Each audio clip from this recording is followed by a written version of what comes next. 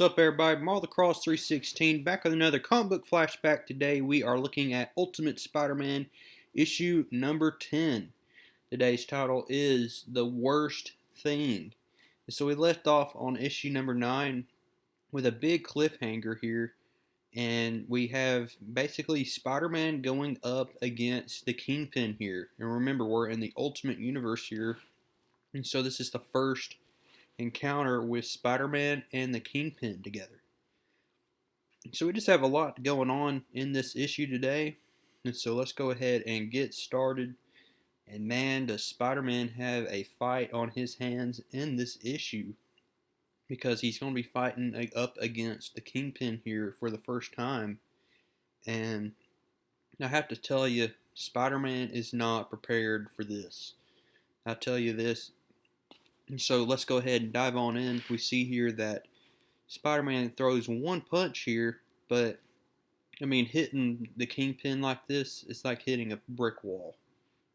And so Spider-Man continues his onslaught here, and we see that Kingpin then grabs a hold of Spider-Man's arm, and I mean he's just crushing Spider-Man at this point. He crushes his web shooter, just crazy stuff, and he's asking him, "Where have you come from?" Spider-Man's throwing little wisecracks at him, basically saying, you know, he came from Carson Daly, and he's like, "Who is that?" And so Spider-Man's like, "Oh, well, sure, you don't want to know why, because he didn't invent a line of prepackaged pastries." And then he says, "If he did, I bet you'd know everything about him, you big fat fatty of a fat man." Just crazy stuff here. So we see that Kingpin is getting annoyed by Spider-Man here, so he calls in Electro. Now this isn't Electra, but really this is Electro. And we see here that the ultimate version of Electro comes in on the scene, and this is his first appearance as he makes his debut in this issue. And he's basically correcting the Kingpin here, saying, "No, it's not Electra, it's Electro." And so we see that Spider-Man is now going to have to go up against another villain, this time the ultimate version of the Electro here. And so Electro starts throwing little electric bolts right at Spider-Man here, because Kingpin doesn't want to get his hands dirty. And he's like, "Yeah, whoa, geez, come on, man." And then so we see that Electro is getting tired, and especially Kingpin here is getting tired as well. And so what we're going to see here is, as Spider-Man is dodging Electro's blast, Electro finally connects with one of his electric blasts here, and he's like, "Ha!" And so down goes Spider-Man, and he is down unconscious on the ground, just like that. Pretty easy fight. And once again, we got to understand that Spider-Man is very young at this age. He's in high school. He's probably like 15 years old. Just not a match to these big super villain people here. So we see that Kingpin wants the men to take off Spider-Man's mask, and they do. They realize that he's just a kid, just a freaking teenager. They don't know who he is, by the way. And so they're like, "What do we need to do with him?" And Kingpin says, "I'll just toss him the way he got in." And so they just throw him out of the window, but they keep Spider-Man's mask. And so that is something else. I mean, that's a pretty big defeat right there from Spider-Man just being defeated so easily. So Spider-Man is careening in the air, trying to figure out what he needs to do. He scrapes the building, trying to hold on. I mean, he even slides down the window, as we see very humorously here, as the party is taking place right here. That's where Kingpin was going to take his, I guess, place here at this party.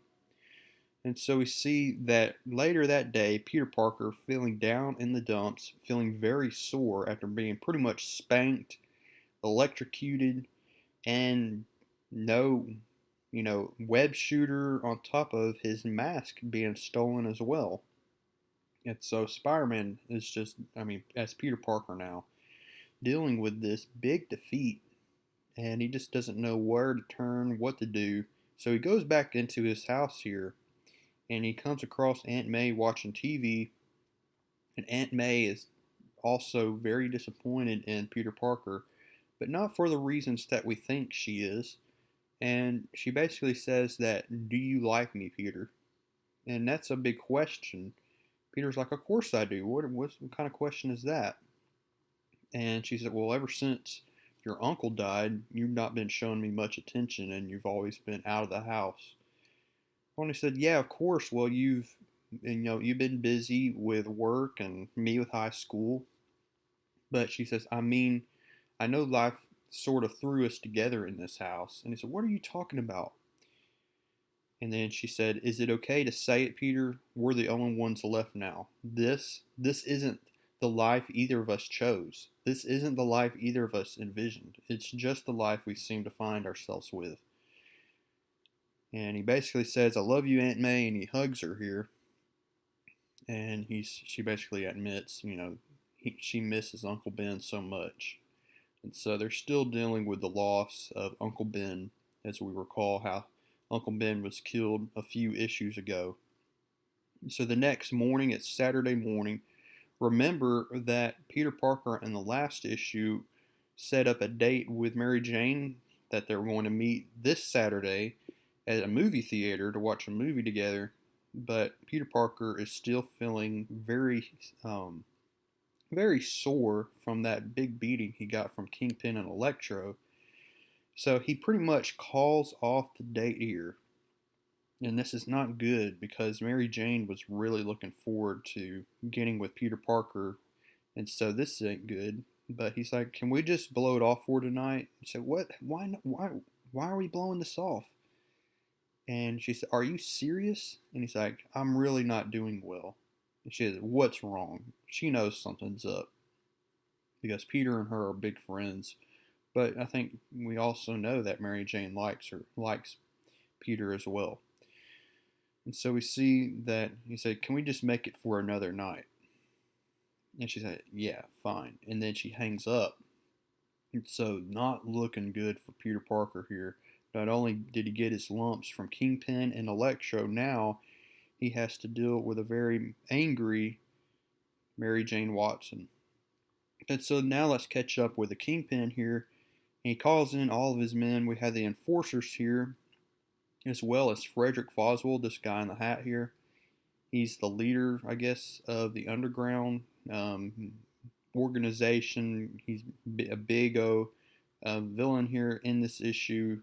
If you know anything about Frederick Foswell, he was also called the Big Man. He's also called the Big Man here in this issue as well. And so we see that he's trying to challenge the Kingpin here, saying that the Kingpin has gone soft and he wants other men to do his dirty work. And everybody's like, "Dude, you need to shut up. You know who you're talking to? You're talking to the Kingpin." But we see here that he's like, "Oh, really?" So he's finally taking a stand. And he said, "I was wondering when you'd ever muster the guts to do it." So then he asked Montana and Ox to hold Frederick Foswell's arms here. And he's like, "Pick a side, boys." So Ox and Montana then grab a hold of Frederick Foswell. We see then that Kingpin is going to then place the mask of Spider-Man on Frederick Foswell. And then he is going to basically squeeze his head, crush his head with this mask on. With the power, look at the size of his hands. He could crush Frederick Foswell's head in no time. And that's exactly what we're going to see here as all, like the enforcers and Electro, they all see this take place here. And so the next morning here, Sunday morning, the news is going on. Media is covering the story. They said that Frederick Foswell's body was found floating in this East River here.